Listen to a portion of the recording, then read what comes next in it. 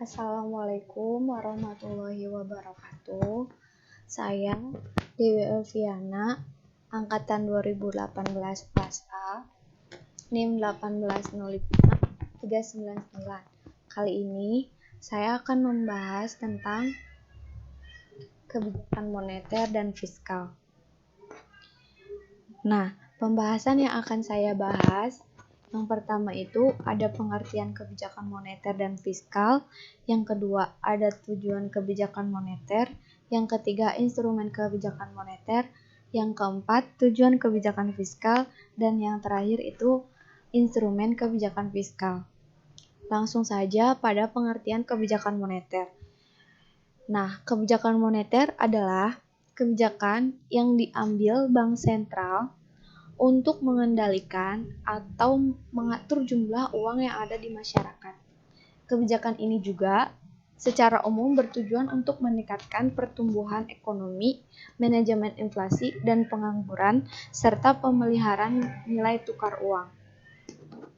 Lalu, kebijakan ini dilaksanakan oleh Bank Sentral atau Bank Indonesia dengan cara menyesuaikan suku bunga pembelian atau penjualan sekuritas pemerintah dan juga mengatur jumlah uang yang beredar di dalam pasar. Nah, selanjutnya tujuan kebijakan moneter. Tujuan kebijakan moneter itu ada 4. Yang pertama itu menjaga stabilitas ekonomi. Mengapa kita harus menjaga stabilitas ekonomi? Supaya uang yang beredar itu seimbang dengan jumlah barang dan jasa yang tersedia. Lalu yang kedua itu menjaga stabilitas harga. Mengapa harus menjaga stabilitas harga? Supaya harga makanan tidak naik dan jumlahnya tetap.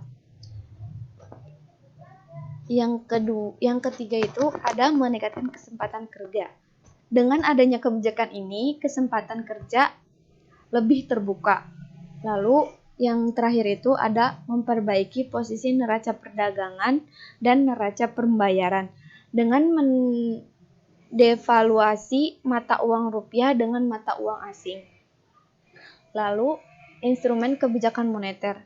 Yang pertama itu ada kebijakan pasar terbuka. Kebijakan yang diambil oleh Bank Sentral dengan cara menjual atau membeli surat berharga seperti sertifikat Bank Indonesia. Yang kedua, tingkat bunga diskonto. Kebijakan Bank Sentral menaikkan atau menurunkan tingkat suku bunga bank. Yang ketiga itu ada cadangan kas minimal. Kebijakan Bank Sentral untuk menaikkan atau menurunkan cadangan kas umum. Yang keempat, ada pengawasan kredit selektif, menentukan jenis-jenis pinjaman mana yang harus dikurangi dan jenis pinjaman mana yang perlu didorong. Yang terakhir ada pembujukan moral.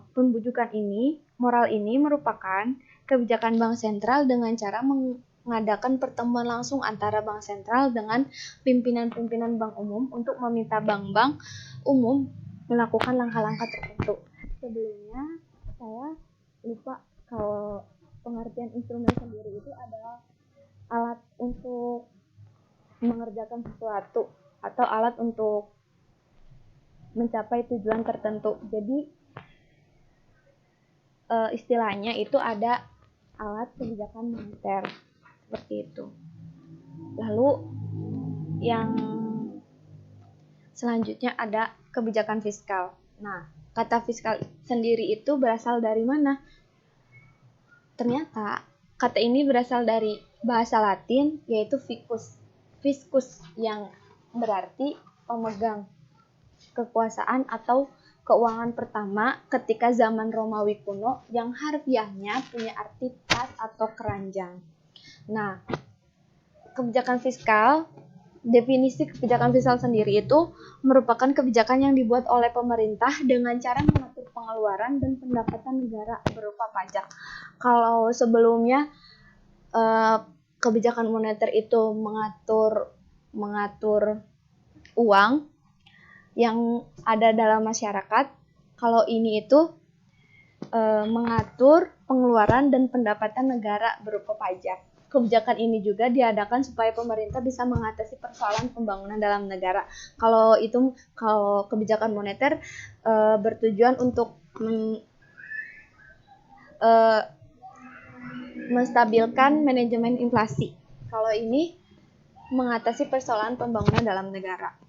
Nah, tujuan kebijakan fiskal. Tujuan kebijakan fiskal itu yang pertama itu mendorong perkembangan investasi. Tentu ya, kalau misal ngituin pembangunan pasti investasi itu nomor 1. Yang kedua itu mencapai keadilan sosial. Yang ketiga itu memicu pertumbuhan ekonomi. Yang keempat, menjaga stabilitas harga agar terhindar dari inflasi. Yang kelima, ada menstabilkan harga lewat pergerakan pos penerimaan dan pengeluaran dalam APBN. Lalu yang keenam, ada membuka lapangan kerja luas. Yang terakhir, ada mencegah pengangguran.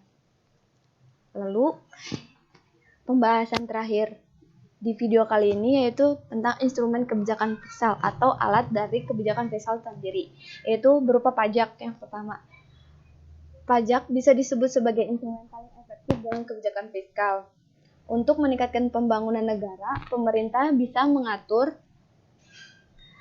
penerimaan negara dalam bentuk pajak dengan cara menaikkan pajak dengan tujuan pembatasan konsumsi, penerimaan subsidi pada masyarakat agar ketimpangan ekonomi berkurang, serta menurunkan pajak dengan tujuan meningkatkan daya beli masyarakat.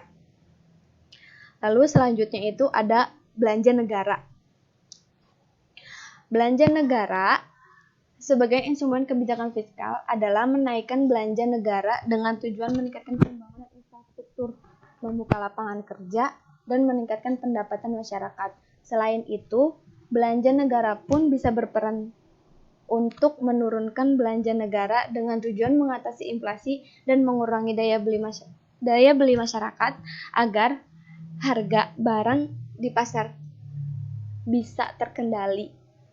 Sekian dari saya. Kurang lebihnya mohon maaf apabila ada kesalahan. Wabillahi taufiq wal hidayah. Wassalamualaikum warahmatullahi wabarakatuh.